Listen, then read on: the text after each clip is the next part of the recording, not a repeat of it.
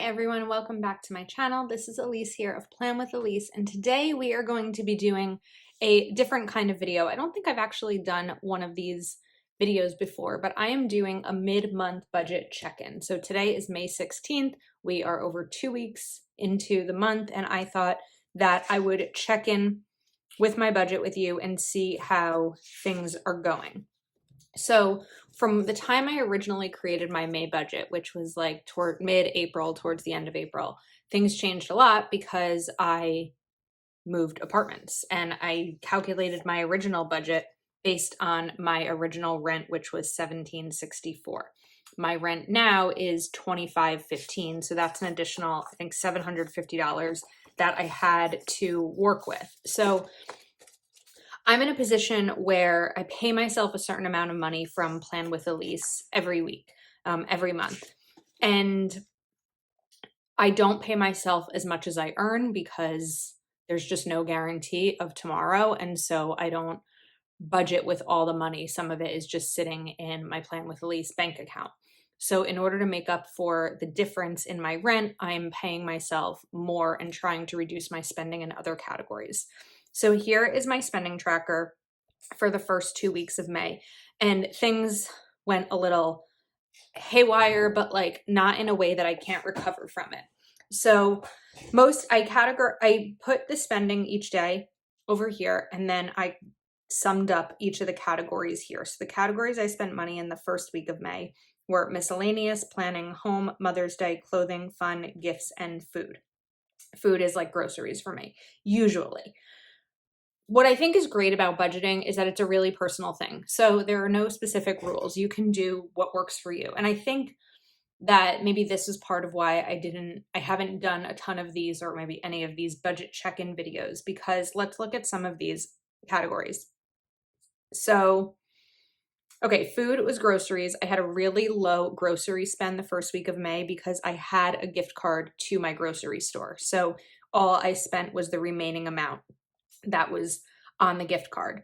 All right, fun, manicure and 2 pedicures. So that was for Mother's Day, and normally that would have come from my Mother's Day budget, but our Mother's Day plans changed a little bit, and so instead that came from my fun budget instead of my Mother's Day budget, because I actually went over budget on Mother's Day. I had budgeted $100 and I went over $17.27, so I pulled that out of miscellaneous spending.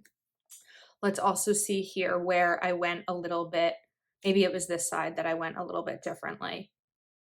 Okay, so I deserved a gold star because I finally remembered to use my ShopRite gift card. That's my grocery store. And I only spent half of my grocery budget. So what I did with the remaining half is I put it back into either miscellaneous spending or fun spending. I'm not that strict with myself in terms of keeping things within the envelopes, because I typically know by the end of a weekend if I'm going to be spending any more money. So if the weekend is coming, or like we're near the end of the weekend, I know that I'm just going to be home in my apartment, but I have other categories to spend in, I'm fine moving the funds. So I feel like it's hard to explain. Maybe let's go to this side and I can kind of talk about it a little bit more.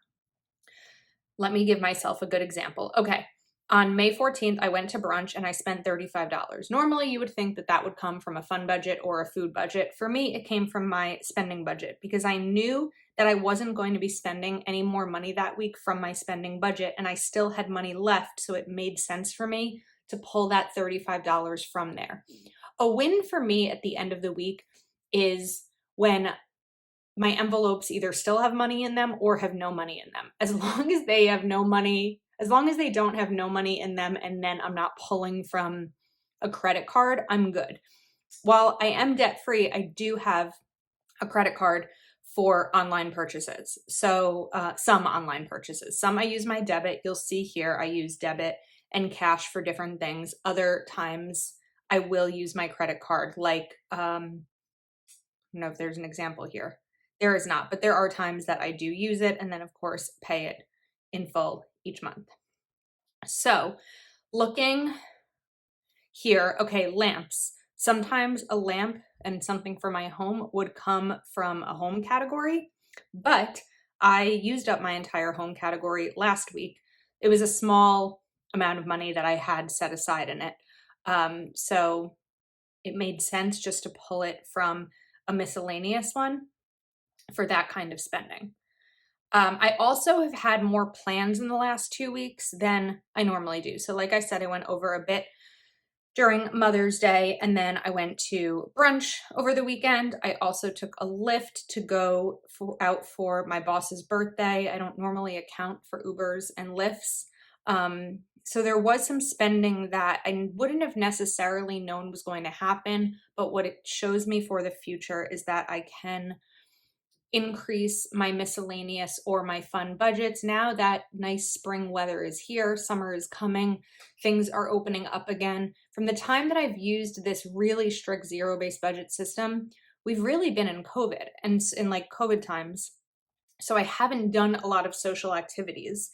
And it's a little bit hard because I know that I need to increase one of those budget areas, but I also am now increasing what I'm paying myself because of my rent increasing. So my budget's a little bit stressful for me right now, but I know that I will be able to stay on track with it because I believe in my ability to do that. I also want to talk about this dinner habit burger was from a spending category. Normally that would again be food or fun, but I picked up dinner for some of my for my niece and nephew last week, and I chose to do it from my spending category. It's just kind of how it came out. I needed gas last minute and only had $10 left in my gas envelope, so I spent $10 there. And then over the weekend, I spent the remaining 40 when I had that money with me. I didn't have it with me when I was driving and needed the gas, so that was a little bit of a fail on my end. And then as I was leaving the grocery store yesterday, there were some kids that were canning for their sports team, and that's where the dollar came in. So every dollar does get accounted for, and I noted I didn't do a gold star, but I noted that I can try to stay within envelope categories. So I don't know if this is a helpful video or not because I feel like I might be confusing. I might even be confused, but I wanted to kind of share with you what this looks like for me, how I track my spending, how I total the categories, and what that looks like. If we compare it to my monthly budget breakdown. Today's May 16th, and I should check all these off. I still have money that's going into other areas that you don't see in here because, of course, my bills, my savings, things like that, my massage that I get each month, those all go. So massage actually gets charged to my credit card each month. And then the $100, like today, I just put in a spreadsheet noting that that 100 is for my massage when I pay the credit card and that amount that's due. So next week and the week after, you'll see here I added plus 150, plus 150. So basically I had to pay myself an additional 150 each week in order for rent. I also decided to add $250 the first week of May for Go Wild 2023 because I forgot to include that in my budget.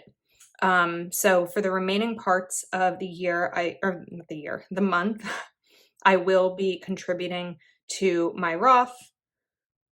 Did I have more? I did have more in my Roth. Okay.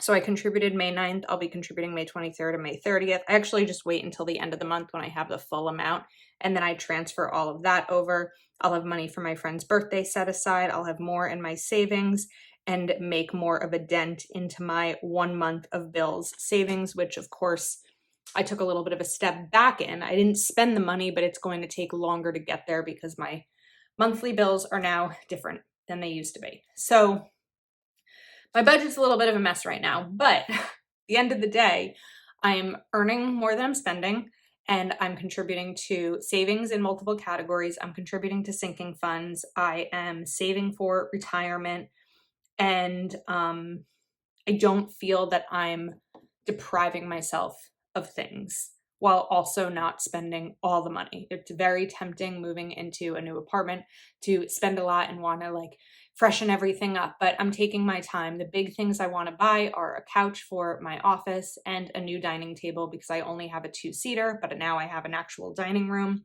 and I'm holding off on those. Neither of them are urgent. But there are little things. I needed to get a lamp because my office has no overhead lighting.